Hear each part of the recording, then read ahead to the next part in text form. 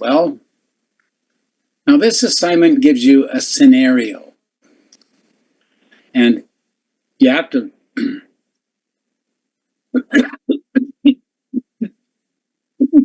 me. You need to first understand the scenario and then you can answer the questions. Okay? That makes sense? So, Hiram, he'll like this. It's a case study. Have you been doing lots of case studies for MBA there, Hiram? Okay, but did they give you business case studies to get your MBA?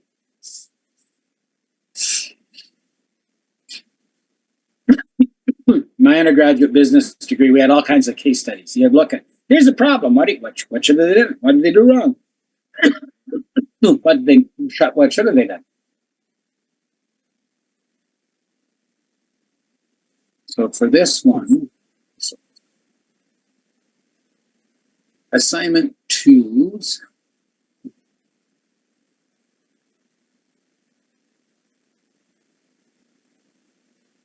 So assignment 1.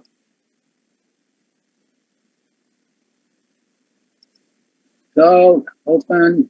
So you might have to read this one over a few times to get it all clear in your mind. But I'll go over it with you once, okay? And as I say, you might have to read it over multiple times to get it clear in your mind. So, and this is, again, one of those ones that we don't need great long answers. You can do it on the sheet, okay? Can you all please use Word this week, okay? Prove to me you know how to use Word because it's a job skill you need to have. Can you please use Word to do the assignment this week? It makes it much nicer for me to mark, okay? So, and we said when you signed up for the course, you had the ability to use Word. You said you had it available, so we have this expectation. You told us you had Word. You told us you know how to use Word, so we're expecting you to use Word. So this is 20% of your mark. So here's the deal. You're the CSO working for this prime contractor at this multiple employer work site. The site is an interesting site because the owner is continuing to run their business as usual. So there's people coming and going from the site. And I have to understand this site is huge. It's square kilometers inside. It has hundreds of buildings. It's a monster. It's a monster site. And there's public streets and there's public traffic and there's people coming and going from the site. There's about 50,000 people go to this site every day and leave again. It's a real site. It's in the Lower Mainland. It has a name. It's called the University of British Columbia. The site is the University of British Columbia. If you've ever been there, you understand how big it is. So yeah, their site is all heated from a central boiler. There's one big building with a big boiler in it. They heat up water and they pump it through these pipes that goes to all these buildings and heat the buildings from this central boiler. And in fact, both SFU and UBC use the similar systems, and they have just upgraded them to use wood for fuel because wood is renewable. So you got this big boiler, burning wood, making hot water, and then the hot water is piped in these cable duct or pipe ducts that are all underground. And these ducts have been there for years. And so they decided they're trying to get more heat out of their system, so they're putting in these meters to check for heat loss in their system. So this prime contractor has got a contract to install these meters. Now, the steam heating pipes are insulated with asbestos. Oh, okay. And the owner knows exactly where the asbestos is in the pipes, and they've given the prime contractor a complete plan. They're saying, here's where all the asbestos is hiding. So it's not hiding at all. It's in plain sight. We know where it is, okay? And the owner also says that any asbestos abatement, in other words, to install these meters, there might be asbestos on the pipe. So we're going to have an abatement contractor come in, remove the asbestos to make the pipe bare, so then the meter can be installed. Okay, are you familiar with? You get the idea here? But we know where all the asbestos is, but the owner said, "Oh, by the way, Mr. Prime Contractor, you can't use any subtrade that you'd like to use for removing the asbestos, you have to use one of our pre-approved abatement contractors that we've pre-approved. Okay? And the prime contractor has developed a site orientation because it's a construction site, so does all the workers on site have to go through site orientation? Yeah. And in their site orientation, they've even got asbestos awareness training in the site orientation to make sure anybody coming on site will be made aware of the asbestos hazard and how to work with asbestos safely. Okay, are you with me? So they've tried to be preemptive. So, but here's some facts. On the 10th of August, 2 of the owner's workers went into a crawl space to calibrate a meter that had been installed the day before.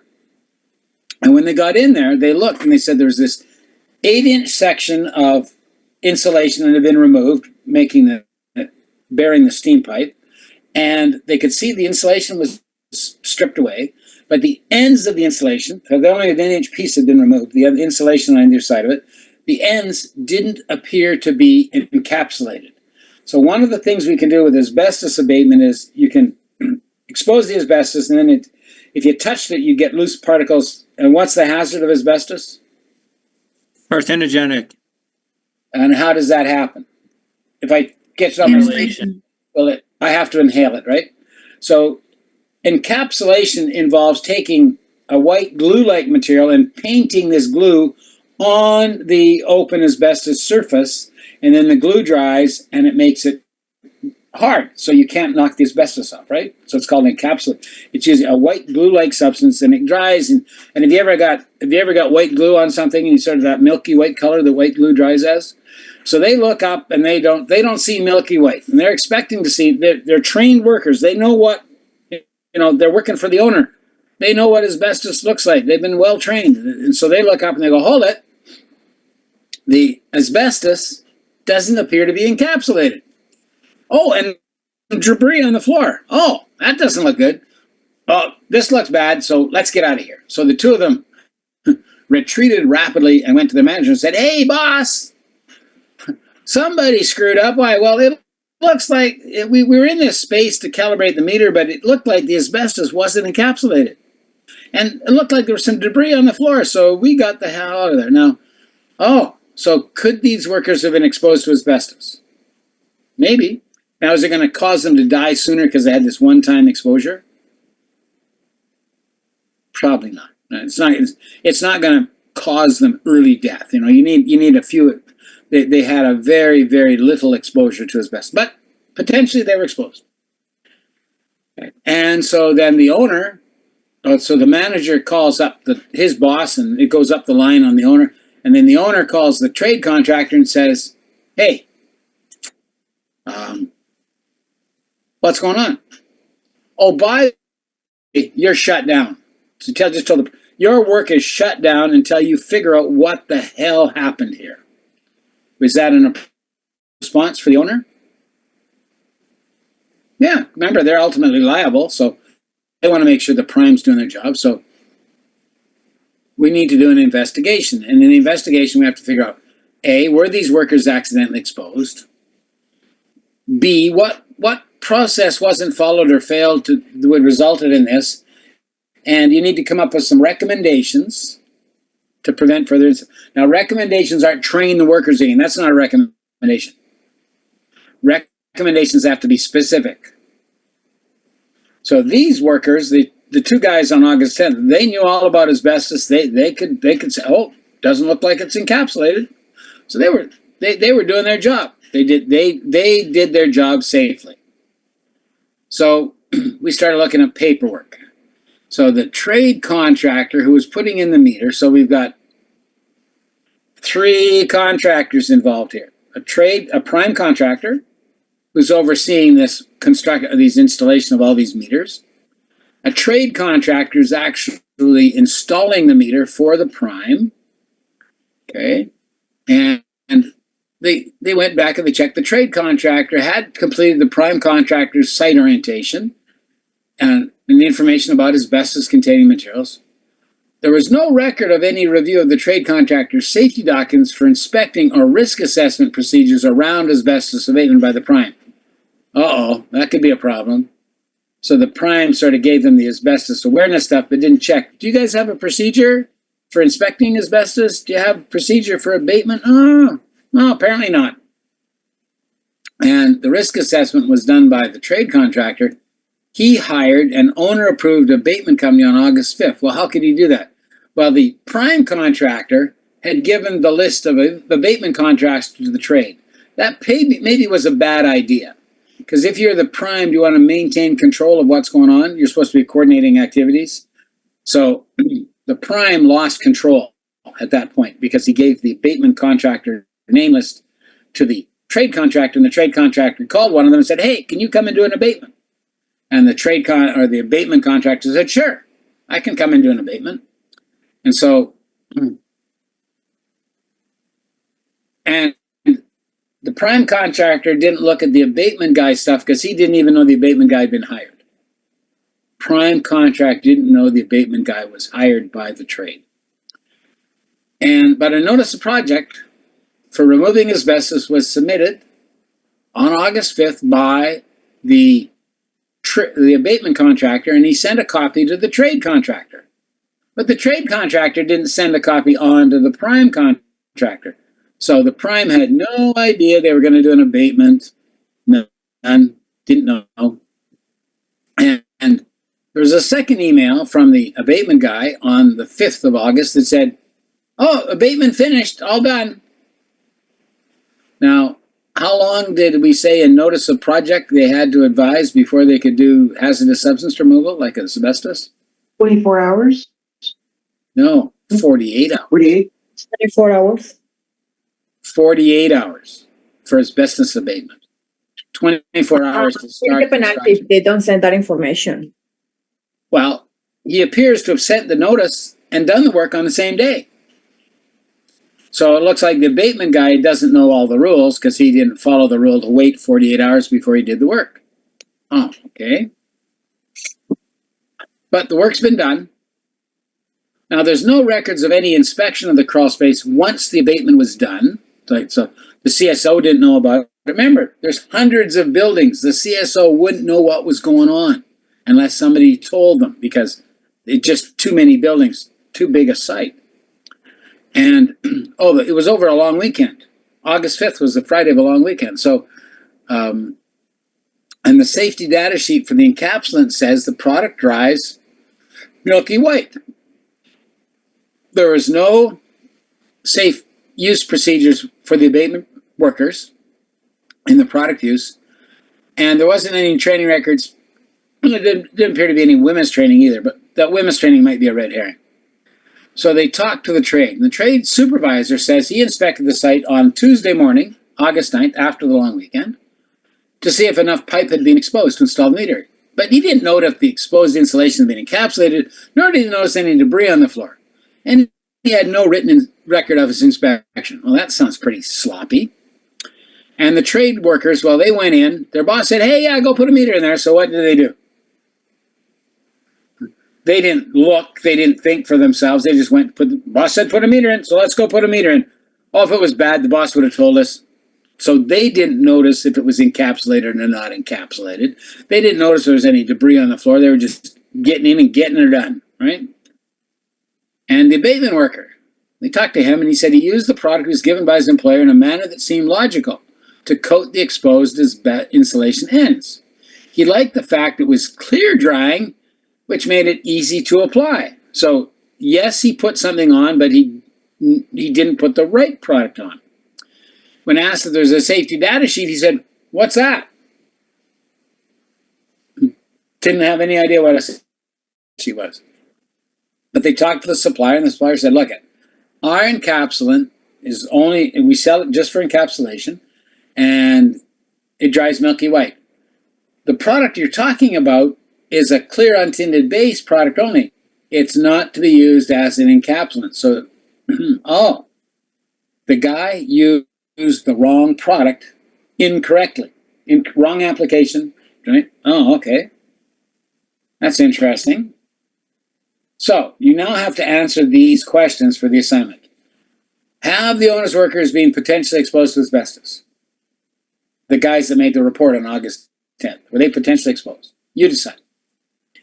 Now, what we want you to do is what were the immediate causes of the incident? So I want you to write 1 for the prime, 1 for the trade, and 1 for the abatement guy. So there's 3 contractors here: prime, trade, and abatement. And so what have we seen the prime fail to do totally here? Figure out what was going on. Oh, so what is the prime's responsibility in the act, which we read earlier today? Coordinate the trades. And know what is happening in the site all the time. So in this situation, does it appear that the prime didn't even know the work had happened till the owner called him up and said, "Hey, did you know?" And the owner, prime went blah, blah, blah, and the owner decided to shut him down because he didn't have a clue. So is one of the causes of the accident the trade or the prime didn't coordinate the work? Is that true? Is that a cause of the accident? So for the trade guy, the guy that installed the meter, did he fail to inspect properly? Yeah. Yeah, he didn't inspect properly, because if he'd have done a thorough inspection, he'd have seen, oh my God, it's unencapsulated asbestos. Oh, I better get the abatement guy back here to fix it. But he didn't notice it. He just made sure there was enough pipe open so they can install the meter. So he failed to do a thorough inspection, and he didn't document his inspection. And the abatement guy, what was something he did wrong? Use the wrong product. He used the wrong product. He's underqualified by the sounds of it. Quite easily, but but the owner had approved his company. Now, did the trade contractor ask the abatement contractor for work procedures or check them out at all before they used them, or they just took their name off the list and made a phone call? Now, did the abatement guy get site orientation?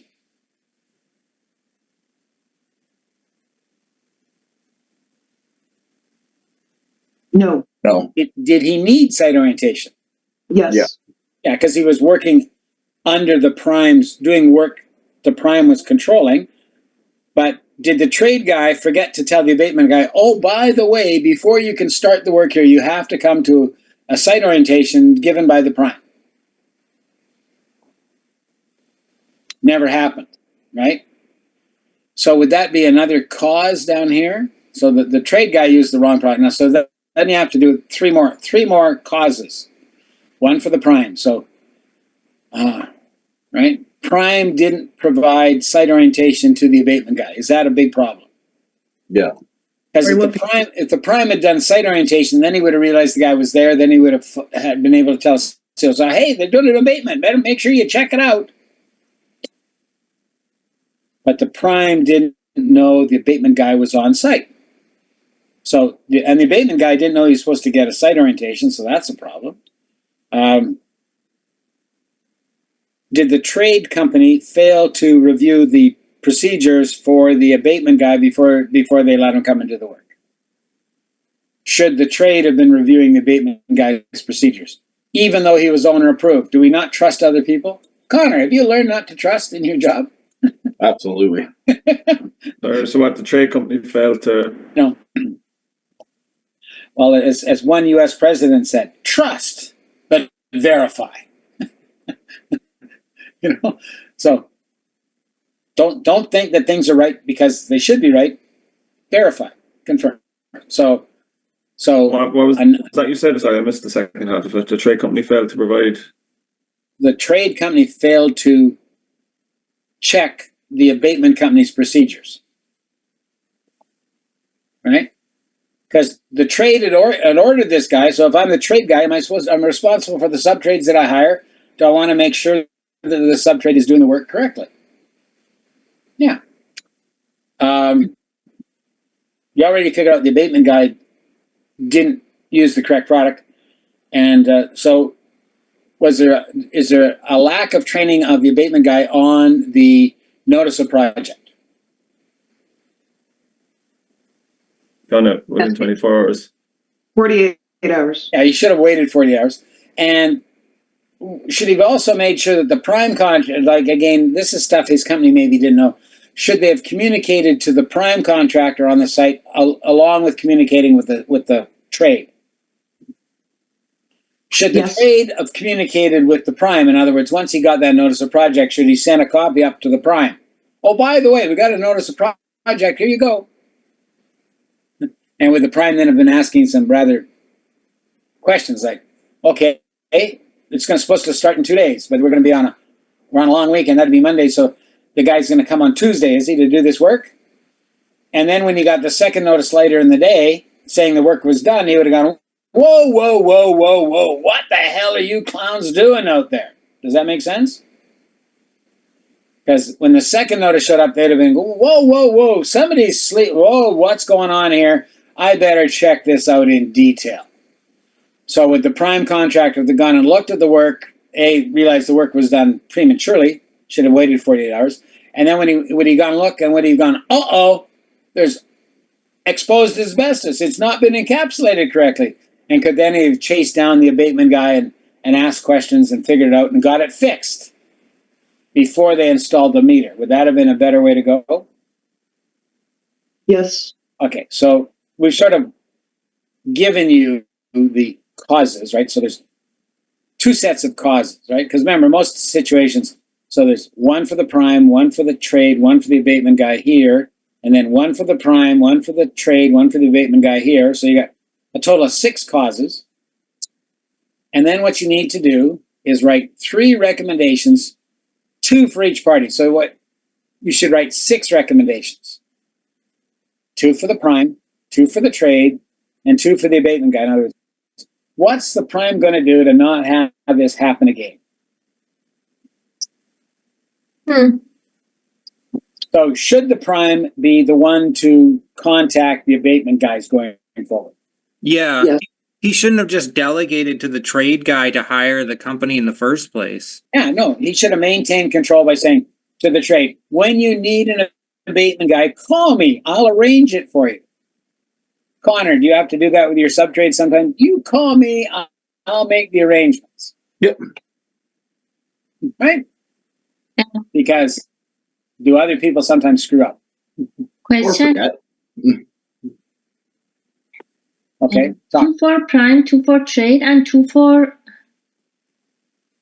The abatement company. Abatement company. Because there's three people involved. Prime, trade, and abatement. So, the prime, what could they have done? Well, they could have not let the trade contact the abatement guy, but they could have prime to contact the abatement company. Is that a pretty solid, simple recommendation? Does that work? Yep. Okay. So what else could the prime have done? Ensure you get the orientation. Okay. Ensure the trade contractor, because if the prime had been in control of it, would the prime have made sure the guy got orientation? Yes. Yeah, but they weren't. So what's the second thing the prime could do to get control? Safe work procedures. Yeah, it could review the safe work procedure. Review the safe procedure for the trade.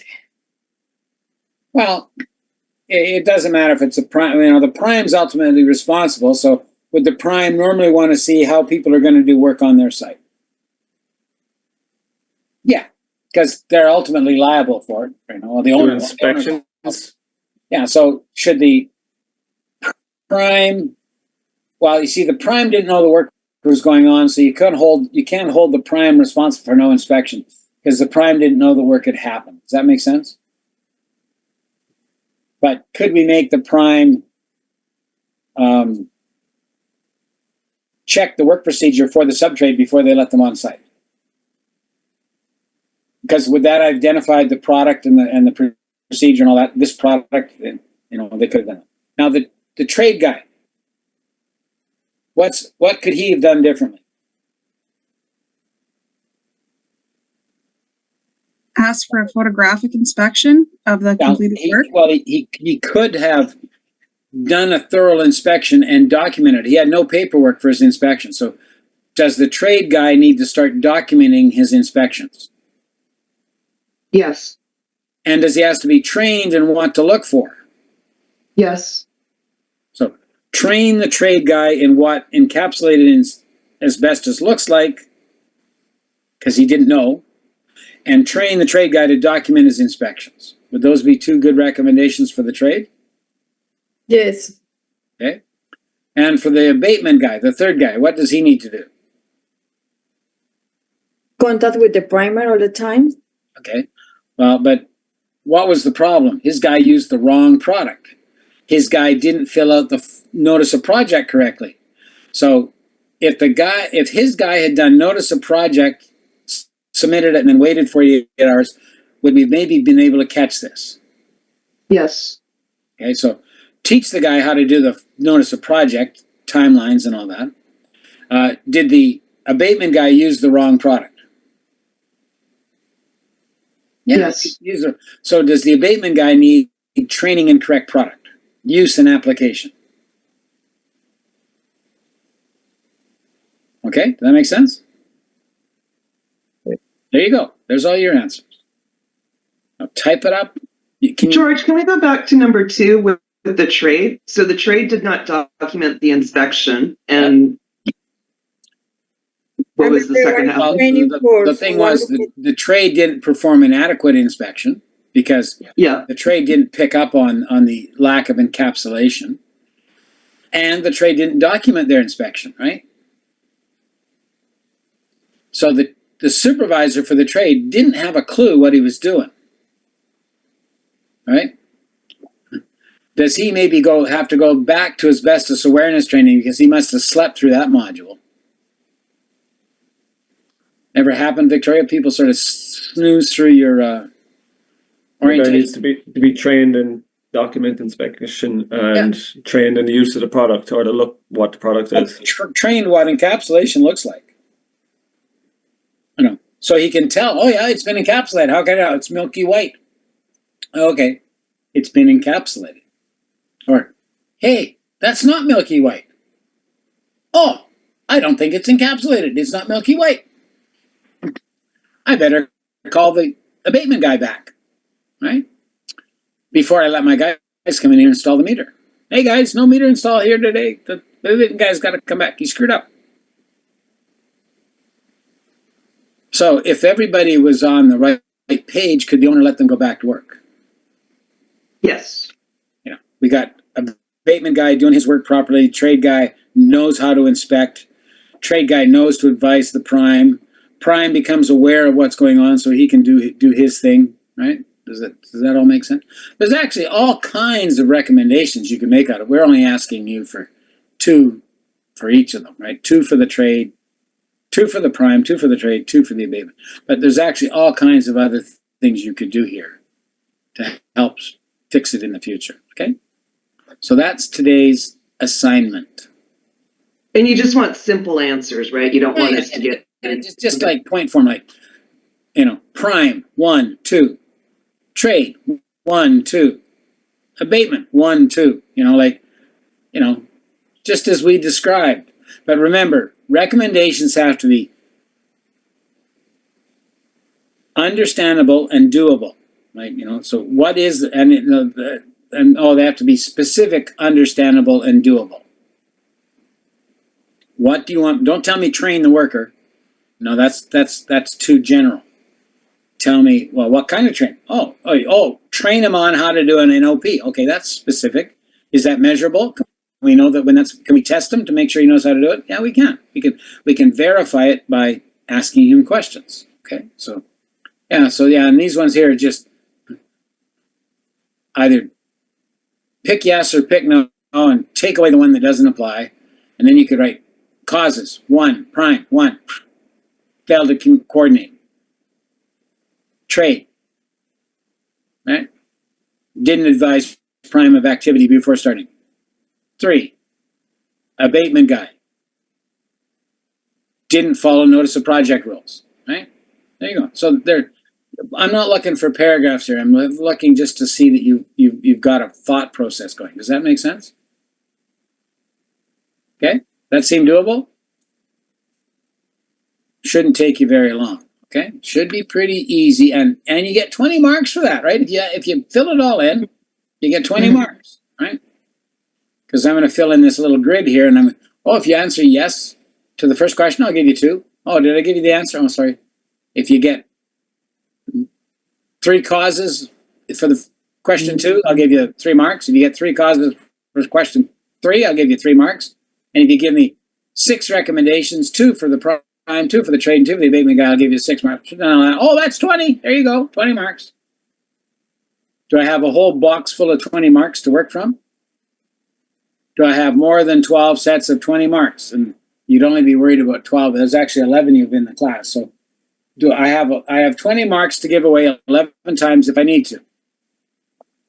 Now, if you don't fill in all the information, then I'll give you less than 20 marks. But you fill it all in, I'll give you the 20 marks. I don't have trouble giving away marks. It doesn't cost me a cent. I can give marks away really easy. Doesn't hurt me at all to give you marks, okay? You do the work, I'll give you the marks. That seem like a deal? So, now we want to talk about Module 2.